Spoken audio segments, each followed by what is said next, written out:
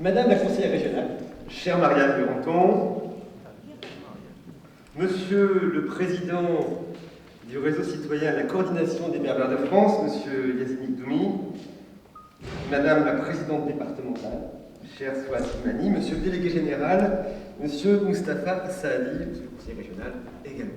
Mesdames, Messieurs, chers amis, je voudrais, en tant que maire de Brétigny, simplement prononcer un bref mot d'accueil et vous dire deux, trois choses.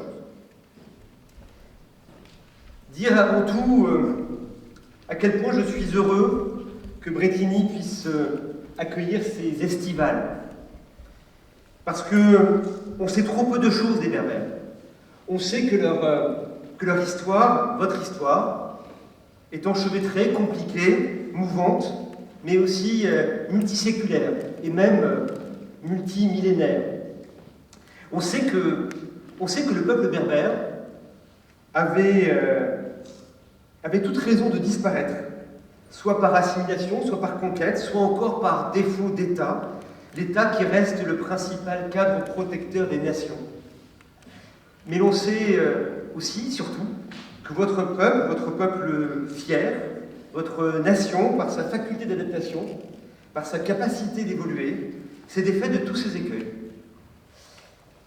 L'on sait aussi, et c'est ce qui nous touche, que les Berbères, peut-être dois-je dire les Amazirs, sont attachés avant tout à la culture berbère, et que cette culture est le pivot, le centre, la capitale de votre royaume, de vos royaumes engloutis. Cette culture est aussi le ciment qui jointoie, qui relie les diasporas berbères. Cette culture, c'est aussi celle qui assure la diversité dans bien des pays, notamment ceux du Maghreb. Dans bien des endroits, cette culture, votre culture, est porteuse d'ouverture.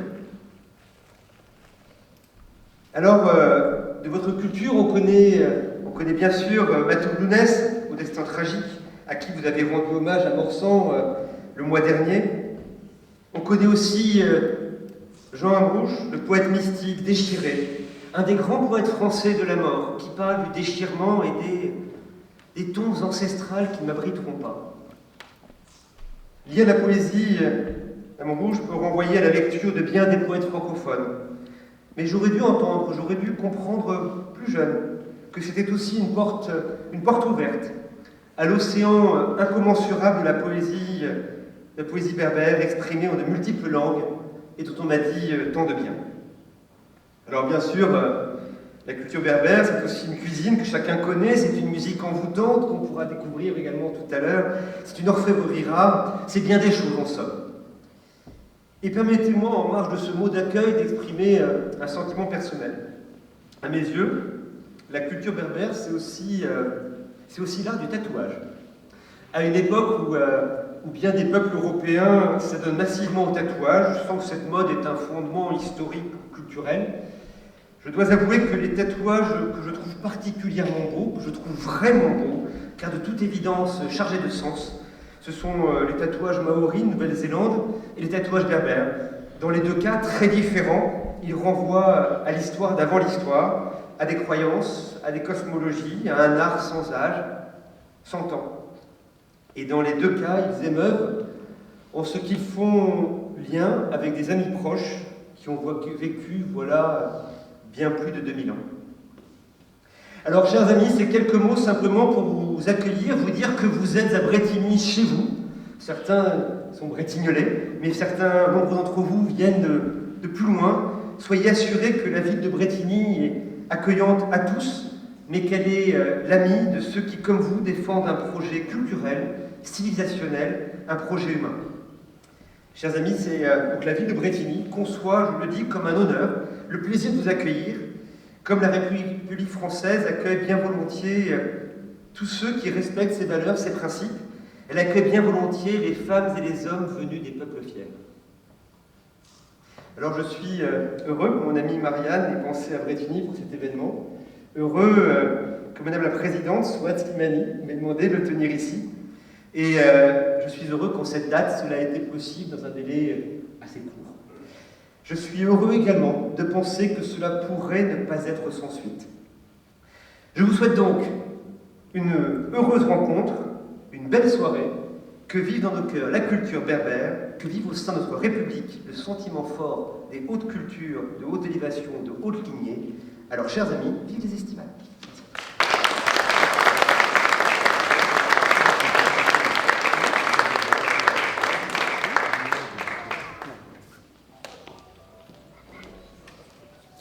Merci, monsieur le maire. Merci infiniment. J'accueille Marianne Grandin, conseillère départementale et régionale.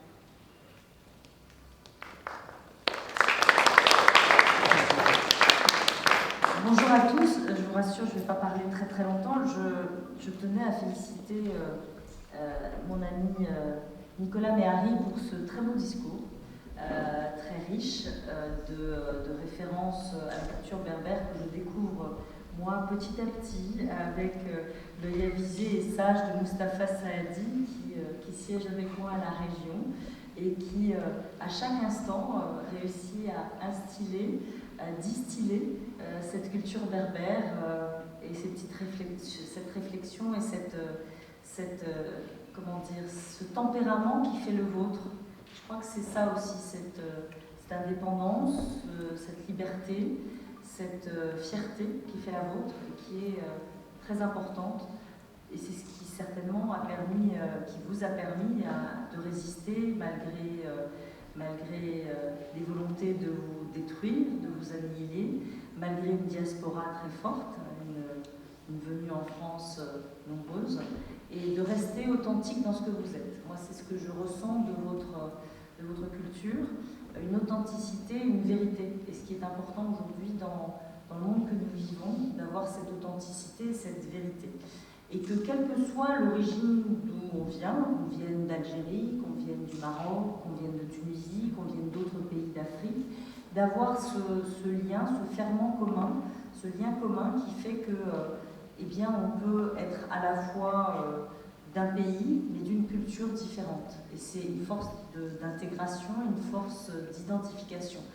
Et j'expliquais, là j'avais un petit entretien juste avant d'arriver, que je pense qu'on a tout à apprendre, nous, de culture française, traditionnelle, entre guillemets, de la richesse que vous êtes capable de nous apporter en termes de culture, d'histoire. Mon ami Moustapha nous dit souvent qu'effectivement, vous avez résisté à tout. Vous étiez là avant d'autres civilisations et vous avez résisté. Vous êtes adapté à ces civilisations, vous n'avez pas combattu ces civilisations, vous vous êtes adapté, et ces civilisations sont passées, mais vous êtes resté. Et ça, je trouve ça extraordinaire. Vous savez, c'est le chêne et le roseau. Il y a le chêne qui, quand il y a une grosse tempête, il tombe, et puis il y a le roseau qui ploie, qui est souple, qui a l'intelligence de savoir justement s'adapter. Et je crois que c'est un petit peu ça aussi qui fait votre caractéristique. Peut-être je me trompe, mais je demande qu'à pouvoir échanger avec vous à ce sujet. Alors, je voulais remercier Souane Slimani, qui est la présidente de la coordination berbère de l'Essonne, d'avoir accepté de faire son lancement à Morsang-sur-Orge, ville dont je suis conseillère municipale, pour rendre un hommage à Lounès Matoum. C'était un très beau moment et j'avais des personnes qui étaient venues, qui étaient d'origine berbère, et puis il y avait des personnes qui étaient venues qui ne connaissaient absolument pas la culture berbère. Et je les ai retrouvées le lendemain dans un repas de quartier, vous savez, les trucs qu'on fait là au mois de juin, mai-juin, les repas de quartier avec des voisins, etc. Et qui m'ont dit, franchement, on a été étonnés, ils avaient passé une partie de la nuit, soit à regarder sur Internet ce qu'était que la culture berbère, parce qu'ils avaient découvert quelque chose qu'ils ne connaissaient pas. Et moi, c'est ça qui m'intéresse, et je trouve que c'est ça qui fait notre richesse de mandat d'élu, c'est de pouvoir s'ouvrir aux autres, de pouvoir avoir cette intelligence du cœur qui fait que on est capable d'entendre ce que dit l'autre, d'entendre la culture de l'autre et pas de rester dans son compte à soi. Que chacun soit capable d'avancer vers l'autre et c'est ça qui fait sens, c'est ça qui fait notre res publica, notre république, notre chose commune, notre chose publique. Et c'est ce partage qui me semble très important. Voilà, et je tenais aussi à remercier Sébastien Beneteau qui est présent, qui est maire adjoint de Savigny-sur-Orge. Le maire de Savigny-sur-Orge n'a pas pu être là aujourd'hui, mais il est tout à fait, et je le dis Souad, prêt à vous accueillir aussi dans une prochaine manifestation et un prochain événement. Et le maire d'Évry-Courcouronnes aussi, mais ça on ne l'a pas encore rencontré, on doit le rencontrer, mais est aussi prêt à venir à vous accueillir. Alors je sais que vous avez un très beau projet dont je ne déflorerai pas parce que j'imagine que ça va être évoqué dans les interventions à venir, qui est votre centre culturel Amazir, pardon, j'arrive à trouver les termes exacts, le centre culturel Amazir. Et donc, voilà, l'Essonne est une belle terre pour vous accueillir. Après, il va falloir ouvrir un appel, un appel à concurrence, savoir quelle est la ville. C'est vous qui allez choisir la ville, parce qu'on va tous se porter volontaire. Voilà, alors, belle vie à la coordination essonnienne, et puis belle vie aux estivales, qui marquent leur premier moment, leur premier temps fort à Brétigny-sur-Orge, mais ce n'est qu'un début. Et je pense que ça durera encore longtemps.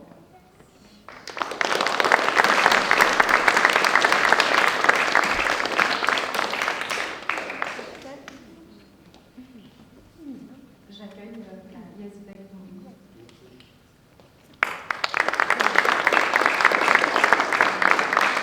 Madame la Présidente, merci de votre invitation. Monsieur le maire, Madame la conseillère régionale, conseillère municipale, Monsieur l'adjoint au maire de Savigny-sur-Orge, Monsieur Moustapha Saadi, délégué général de la coordination des Berbères de France et conseiller régional. Mesdames et messieurs, Azoul Fellaouen. Permettez-moi, Monsieur le maire, de commencer par un petit mot en langue berbère, puisque, comme vous devez le savoir, la langue berbère est une langue de France, au titre de la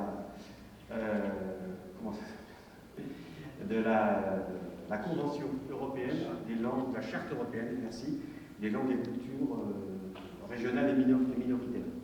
Je le dis parce que la légitimité historique, je vous remercie Monsieur le maire, vous l'avez vraiment rappelé dans la pertinence historique dans votre discours. Il y a aussi une pertinence citoyenne, c'est-à-dire qu'aujourd'hui nous sommes des citoyens français de culture et d'histoire berbère, soit directement, soit par nos parents, parce que beaucoup d'entre nous sommes nés en France également et on a d'abord des attaches dans ce pays, une culture, j'allais dire, qui a été biberonnée à l'école de la République. Et ça, on ne l'oublie pas, c'est un élément essentiel, c'est-à-dire qu'on est quand même différent de ce qu'ont été nos parents. Ce n'est pas comment dire, faire ici un discours de rupture, au contraire, c'est un discours de continuité, une continuité qui assume pleinement le fait que voilà, il y a une histoire et chacun charrie des choses différentes. Nous, en tant que franco-berbères, si vous voulez, notre démarche, elle est assez simple. C'est de faire en sorte que ces gens qui sont en France depuis très très longtemps, parce que si on faisait l'histoire humaine, on pourrait remonter jusqu'à Homo sapiens, puisqu'on a découvert récemment, à la fin de 2017, que l'Homo sapiens, le plus ancien en Afrique, c'est-à-dire l'homme sachant, si vous voulez, notre ancêtre direct, alors c'est pas Lucie, c'est pas 3 millions, c'est moins 300 000 ans avant Jésus-Christ, et bien donc on l'a retrouvé récemment un squelette plus ancien. Jusqu'à présent c'était en Éthiopie, dans la corde éthiopienne, et bien c'est en Afrique du Nord, au Maroc, voilà. En Éthiopie c'était moins 215 000 ans, en Afrique de l'Or c'était moins 300 000 ans, ce qui veut dire que c'était un vieux foyer, comment dire, de peuplement du monde, quoi, de certaine manière. Alors, c'était pas les Berbères, à l'époque c'était des Homo sapiens, après ils sont partis, ils sont revenus, enfin, vous savez ce que c'est que la vie des hommes, c'est voyager, c'est se transformer, c'est inventer, et puis c'est échanger. Mais c'est important de le savoir, parce que ça revêt aussi cette dimension berbère dans une histoire beaucoup plus large, et c'est ce que nous défendons. Parce que la dimension berbère, c'est pour nous, ça doit être une dimension qui libère. Nous travaillons beaucoup sur les valeurs. C'est vraiment essentiel, parce que pour nous, la culture berbère charrie des valeurs qui sont vraiment en lien avec la République française. Les valeurs d'égalité, les valeurs d'échange, de démocratie, des choses que l'on a, qui ne sont pas suffisantes, mais qui sont dans notre culture et sur lesquelles nous nous appuyons pour faire en sorte qu'il n'y ait pas de contradiction entre la culture, entre guillemets, traditionnelle dont on a pu hériter de ses parents, et notre culture aujourd'hui, notre culture républicaine. Ça doit vraiment matcher, ça doit fonctionner ensemble, et c'est ce à quoi nous nous appelons. C'est pour ça que quand on travaille sur la culture berbère, monsieur le maire, on travaille aussi sur une remise en cause d'un certain nombre d'éléments, parce que toutes les cultures traditionnelles charrient aussi des choses, on va dire, traditionnelles, et notamment la question de la liberté de la femme. Voilà. Et il faut remettre en cause des choses issues de ces cultures quand elles bloquent les individus peuvent empêcher l'épanouissement et la libération des personnes, particulièrement des femmes, puisque, comme vous le savez, les femmes ont été le souffre-douleur de l'humanité depuis la nuit des temps. C'est extrêmement important que je le dise là, parce que je vous le dis à vous, peut-être parce que vous ne le savez pas, je le dis aussi aux gens qui sont dans la salle, parce que ceux qui sont dans le sillon de la coordination des Berbères de France sont des gens qui charrient ces valeurs, qui charrient ces combats. Vous avez évoqué tout à l'heure Younes Mahtoub. Younes Mahtoub, c'est un homme de valeur, c'est un homme de combat, c'est un homme qui porte très haut la valeur de résistance. Et on sait ce que c'est. J'habite à Lyon, dans la capitale des Gaules, la capitale de la résistance, donc on sait ce que c'est que la valeur de résistance. C'est extrêmement important. Une valeur de liberté totale, liberté dans sa manière d'être et puis liberté dans ce qu'on pense, dans son liberté spirituelle. C'est extrêmement important de le dire. Et quand nous faisons des manifestations, et je remercie encore la présidente Swatski-Malik de m'avoir invité, nous souhaitons vraiment les faire le plus possible dans les lieux républicains. Pourquoi? Parce que notre culture, ou cette culture que nous avons héritée, nous souhaitons la partager, la faire connaître, pas en faire une occasion d'un entre-soi. Ça, à la rigueur, on se retrouve à la maison, en famille, on peut le faire, ça. Mais l'occasion de partager, d'en faire une richesse partagée. Une richesse dont on pense qu'elle doit faire partie, ou qu'elle fait partie finalement, je veux dire, des composants de la société française, parce que la France est très riche, très variée, et que quand vous avez dit la France traditionnelle, c'est celle qu'on se construit. C'est-à-dire que quand vous êtes français d'origine italienne, vous êtes français, puis vous avez aussi une part d'histoire différente. Vous êtes français et basque, et voilà, vous êtes complètement français, puis vous avez une part de différence avec le français, j'allais dire, de culture corse. L'important, c'est que sur les valeurs, sur ce qui nous conduit, sur la citoyenneté, qui est le fondement de la République française, nous soyons d'accord, nous avancions ensemble. C'est ce que nous souhaitons faire. Ce que nous souhaitons, c'est que les franco-berbères assument leur histoire, la connaissent, pour la faire connaître, pour la faire partager, parce que c'est vraiment d'abord se connaître soi-même, passer une image positive à l'attention de nos compatriotes. Donc c'est le premier élément. Mais face de cette histoire, quelque chose de positif, un trésor, et non pas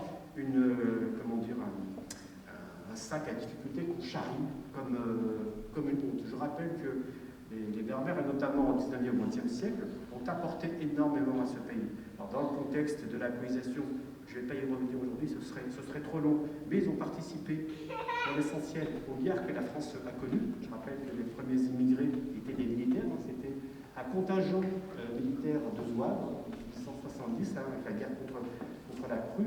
Vous savez que Zouaves, ça vient d'une tribu kabyle, les Zouawa, puisqu'ils étaient au départ, ce contingent avait été fondé dans la région avec des gens beaucoup issus de cette tribu. Puis ensuite, ils ont été là, on l'a oublié, mais Première Guerre mondiale, ils sont venus, ils ont travaillé dans les usines, parce qu'à l'époque, les hommes se battaient dans les tranchées.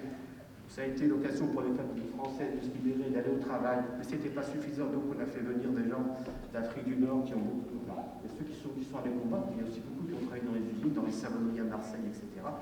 Et puis au fur et à mesure, le temps cheminant, et on sait comment fonctionnent les processus d'immigration, beaucoup de gens de culture et d'origine berbère, parce que c'est l'histoire migratoire, se sont installés en France, et par ailleurs, pendant les 30 glorieuses, on est allé les chercher en camion entier. Je peux vous dire, je travaille dans le champ de l'aménagement et de l'urbanisme, et je sais pourquoi on a des zones d'aménagement, des zones urbaines et urbanisées, les zones prioritaires et urbanisées, on appelait des UP.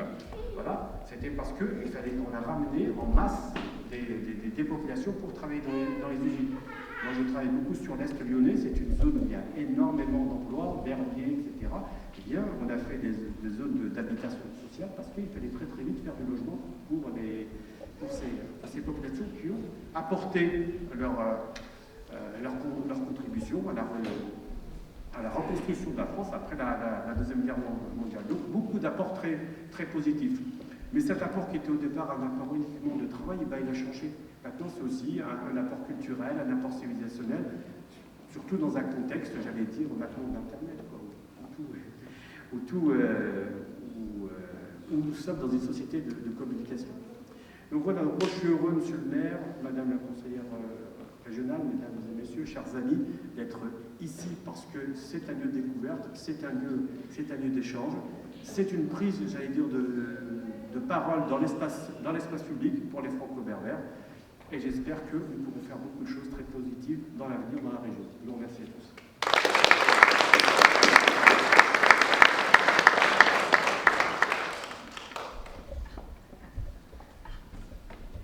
Monsieur le maire, Madame la conseillère régionale,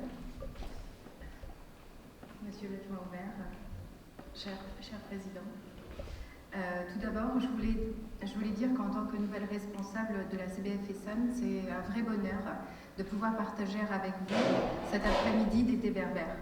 Une première dans notre département. L'été, d'ailleurs, est à lui seul déjà une raison en soi pour se réunir et fêter ensemble la culture berbère dans ses multiples dimensions. Je veux donc tout particulièrement aujourd'hui remercier notre ami Monsieur le maire de Brétigny-sur-Orge, Nicolas Méhari, qui, dès que nous lui avons parlé de ce projet, a accepté chaleureusement de parrainer notre ville et de nous parrainer dans notre ville et de mettre à la disposition une salle municipale. Encore un grand merci.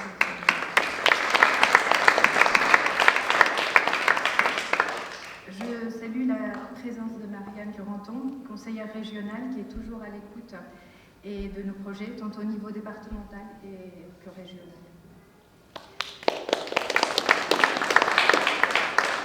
Et bien sûr, un grand merci au président Mustafa Saadi, dont nous savons l'engagement sans faille pour la diffusion de la culture berbère, qui a soutenu notre initiative à réaliser cet événement aujourd'hui.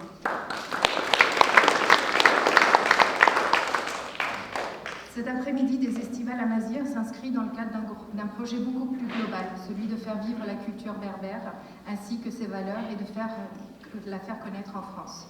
Avec mes amis Yazid Ikdoumi, Samia Azouz, Nassima Touati, Bouzid Berkani, Nordine et Lilia Tarmoul, Mohamed Ait Abdelkader, Karina Laitrassi, Kamel Lahmani et bien d'autres, nous voulons, avec votre participation évidemment, mener des actions, à savoir la promotion de la culture berbère de France, de sa richesse, de son universalité encore trop méconnue dans notre pays, et de créer une ouverture, une passerelle entre les cultures.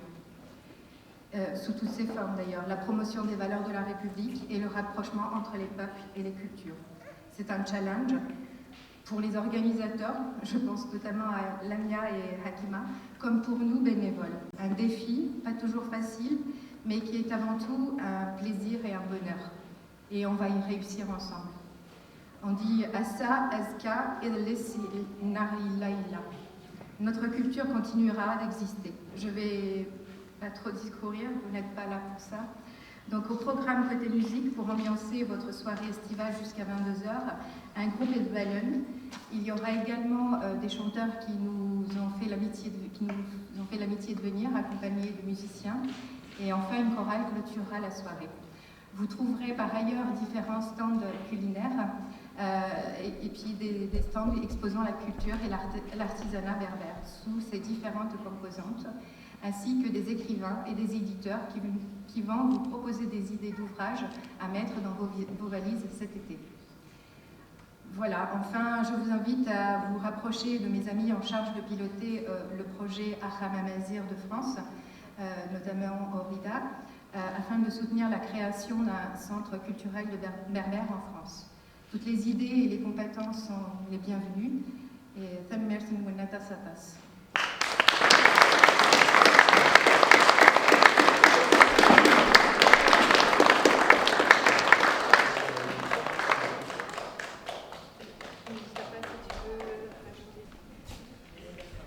Oui, c'est pas le mot de la fin.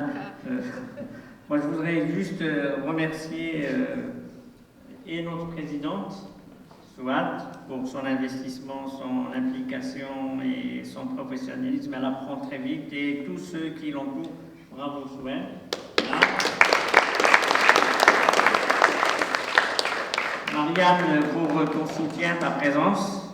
Voilà, merci beaucoup. Marianne Duranton. Pour moi, c'est Marianne, un conseiller régional. Et puis, monsieur le maire, franchement, je vais vous le dire, votre discours, il était excellent.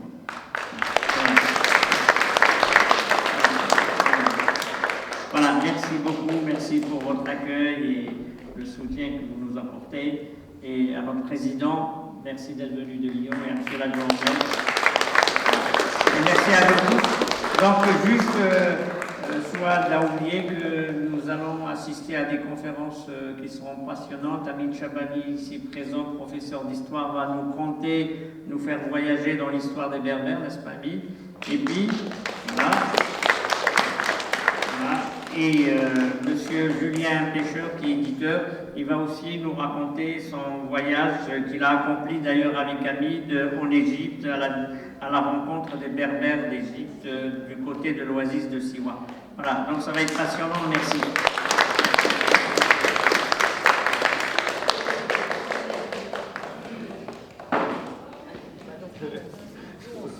Bon, on y va.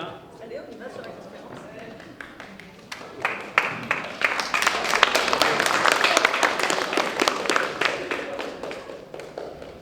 Merci, bonjour à tous, Azul pour rebondir sur ce qu'a dit Mustapha tout à l'heure, merci infiniment à Monsieur le maire et Marianne Duranton, chère Marianne.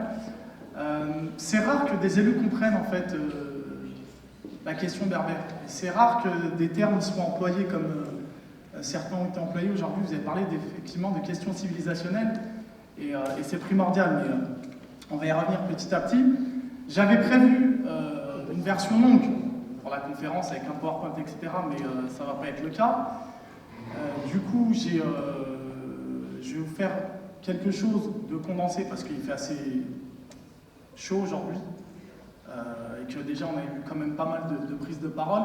Et puis peut-être ensuite avec Julien, on racontera un peu nos péripéties à Siwa, parce que Siwa en Égypte, à la frontière libyenne, fait partie de ce monde berbère.